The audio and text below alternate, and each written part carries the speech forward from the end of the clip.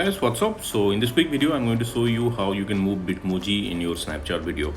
So you can browse a video from your camera roll or you can record a video. So let's record a video.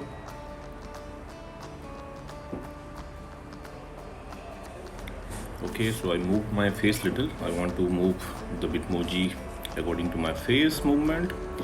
So once your video is ready, on the right side corner you will see the sticker button. Just tap there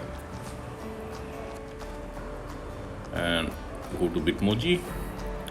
Select a Bitmoji that you want to move.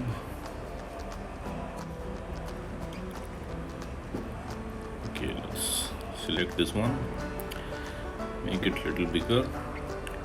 Okay, yeah, the size is matching. Now long press on it. Okay, and the screen will pause. Now move the picture with your finger gesture, adjust the size and place it wherever you want and leave it.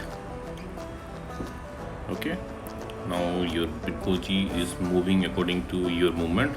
So that's it guys. So likewise you can move Bitmoji in Snapchat video. So thanks for watching the video guys. See you in the next video.